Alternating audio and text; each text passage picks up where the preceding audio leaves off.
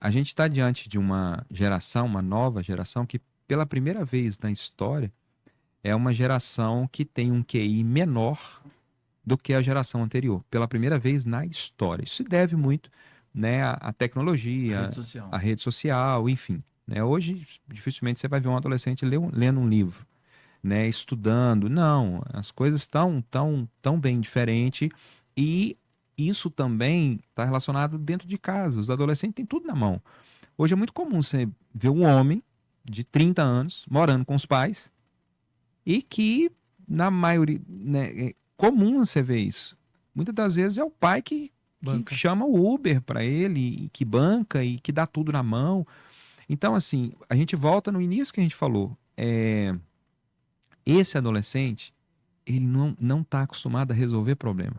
E quando ele está diante de uma adversidade, de um problema, aquilo é muito alto para a mente dele absorver isso.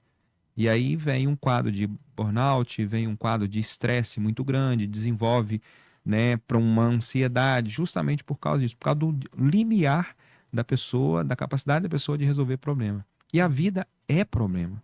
Faz parte do dia a dia, né? Exatamente. Doutor, por que que a pessoa ela fica ansiosa ou ansioso? Sim, é comum, né, esses quadros de ansiedade. Primeiro, entender, vamos entender. Ansiedade é um estado emocional. Todos nós aqui, nós brincamos aqui no início, e todos nós aqui passamos em algum estado da vida, um estado mais Ansiedade. ansioso, menos ansioso. Então, só para quem está nos ouvindo, para você entender, para de se culpar, para de se achar uma pessoa menor por você estar sofrendo com ansiedade. Todas as pessoas passam por esse estado emocional chamado ansiedade. Quando, doutor Maurílio, então, que a ansiedade passa a ser um problema na minha vida? Quando vira um transtorno mental, conhecido como TAG, transtorno de ansiedade generalizada. E aqueles medos, aquele estresse, começa a interferir no seu dia a dia. Você começa a roer muitas unhas, começa assim.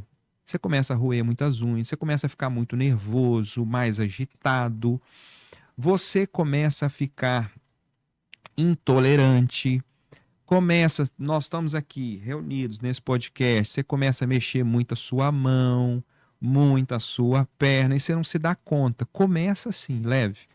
Mas daqui a pouco, como você não dá muito atenção àquilo, começa a evoluir.